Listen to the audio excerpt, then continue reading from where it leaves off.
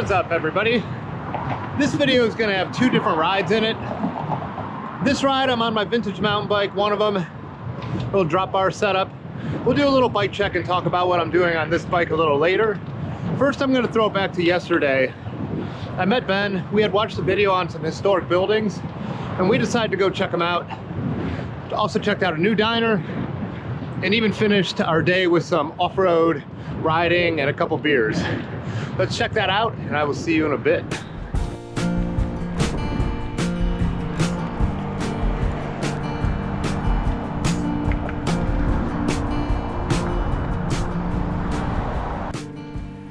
So I had just watched a YouTube video on the Anaden farm, and I sent it to Ben and he checked it out. So when I met up with him downtown, he was like, why don't we go see the remnants of the Anaden farm? If you live in North America and you hear the word farm and you're thinking of barn buildings, you're thinking of old wood structures that may have been maintained and repainted or maybe falling down, this is not what the Anaden farm was. This is a research farm that was built by O.C. Barber, who is the founder of Barberton. He built his city right next to Akron, so it's basically right down the towpath for us these days. So you ride down the towpath and you come right into downtown Barberton for the most part. So it's a place we ride to often. But with the towpath being really wet and a slog, Ben had a completely different route to get into town and to the side of the town where the Anaden farm remains are.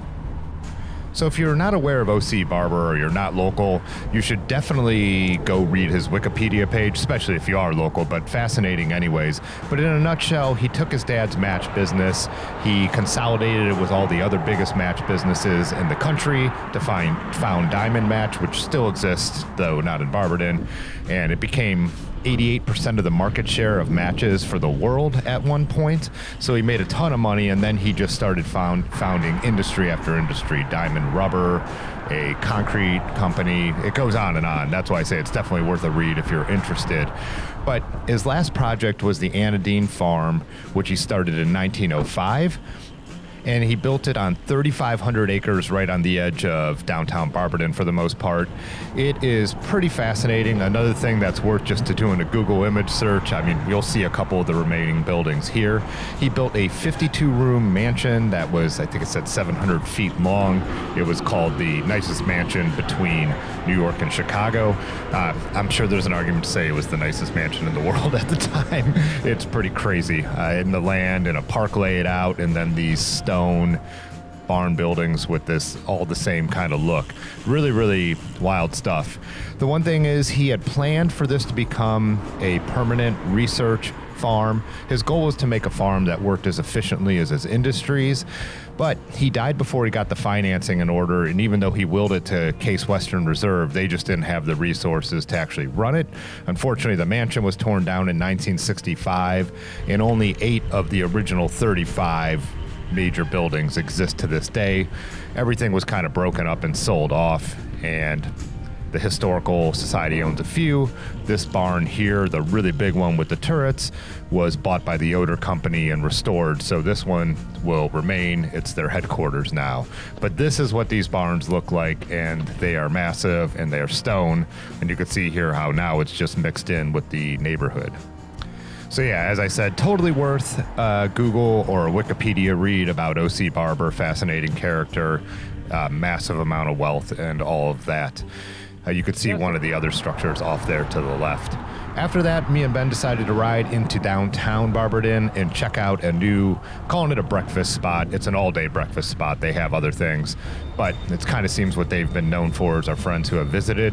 It's called Tusk, and it was really, really good. So we were already at lunchtime, but since they're known for breakfast, we ended up getting the breakfast stuff. And so highly recommended if you're heading out towards Barberton. And I think they are open till 8 o'clock every day. Double check on that. But so you can get there and check it out. The only thing that wasn't that great was the coffee. They seemed kind of proud of it, but even if they were using decent beans, it was just way too weak. Usually I'm used to diner coffee that seems a little too burned, and then I just put some cream and sugar in there and it makes it drinkable. But yeah, I wasn't really crazy about it. But I had like a kimchi style omelet that was absolutely awesome, and I can't remember, Ben had some kind of giant looking breakfast sandwich thing that he was really into as well.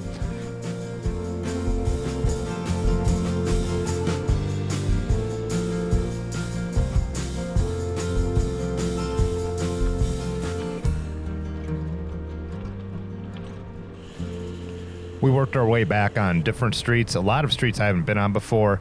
I got 7 new miles that I had never ridden. We rode past Barberton High School, and what Ben was assuming might be their cross-country route through the woods here. So we rode this for a little while. We had to skip out on some sections that he's checked out before because it was just too muddy, as you will see. It's winter thaw, spring thaw, well, I guess late winter thaw, whatever you want to call it. But yeah, pretty wet and muddy out there, but still something to come back and check out on an evening in the summer.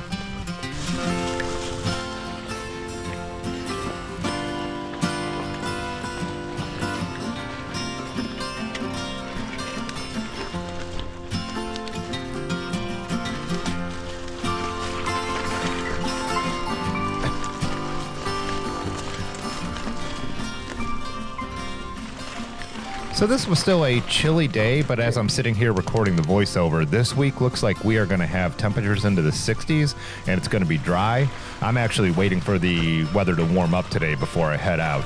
It's not too bad right now. It's already in the 40s, but we're going to get close to 60. So I'll work on this YouTube video, and then I'll head out when it's real nice. I've been waiting for that kind of feel for a while. As you saw, the first ride in this video had some nice warmer temperatures, but it should be even better this week and a little drier out there, hopefully.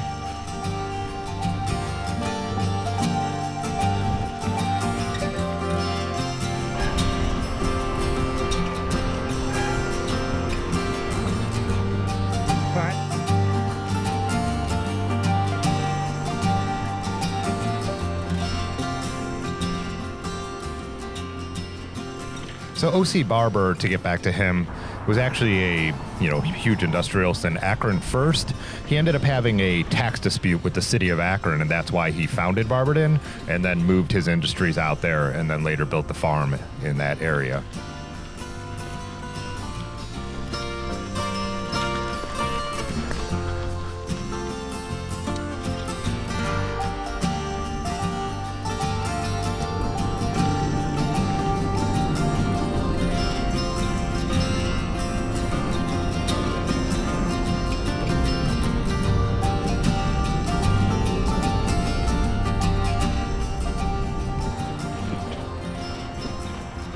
This area of Akron that we're cutting through on the way back is Kenmore. Kenmore was once its own city that bordered Barberton and Akron, but was later annexed by Akron.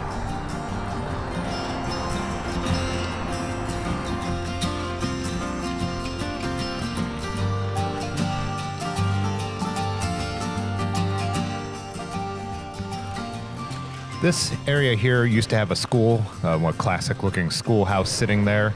But if you come out on March 23rd for the Otis Roubaix, you actually get to climb those big hills, and this big hill we're bombing down here as we do that hill climb challenge. Check out our Discord down below if you're interested in that meetup. We're doing a few events in Akron the weekend of March 20th, one here at the studio, one out at Dirty River Bikes, and a couple other things.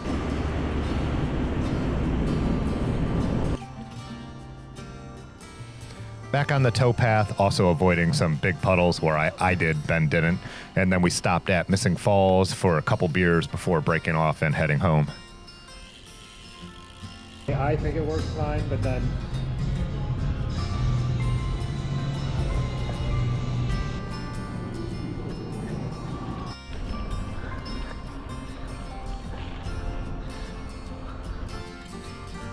Missing Falls is actually in the old B.F. Goodrich building. Well, there were a ton of B.F. Goodrich buildings, including this one we're riding along here. And Barber actually sold his diamond rubber company to B.F. Goodrich, I think in like 1902.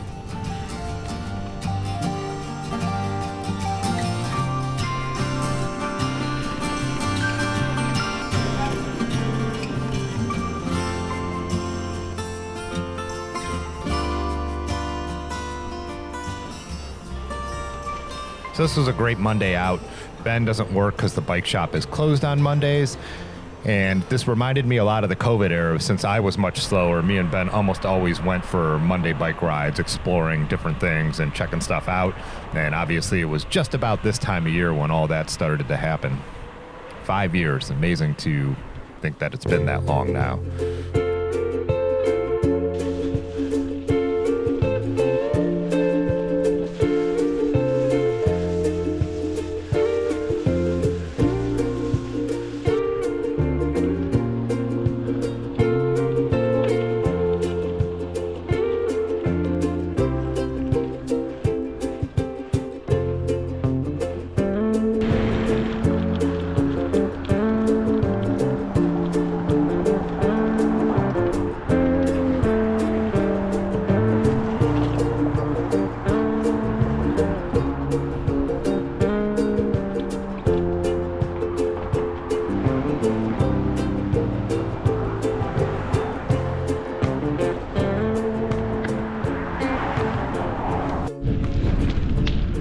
So it's in the mid 50s today and it feels amazing.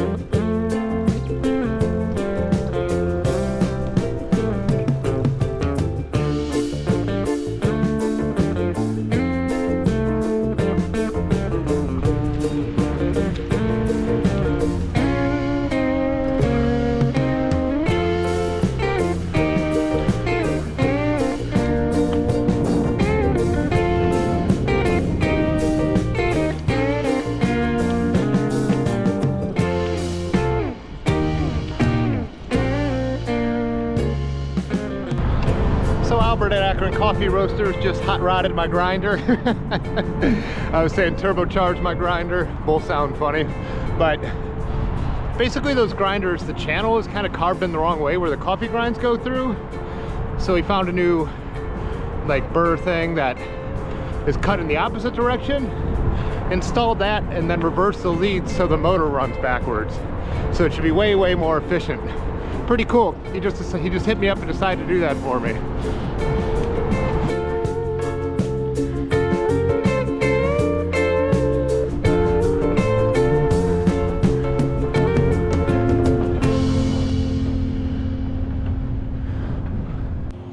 So this is my 1996 Team Marin. This is a Franken build for sure. It's been featured on the channel before, but I'll do a little breakdown for those who are new around here, and we're towards the end of the video.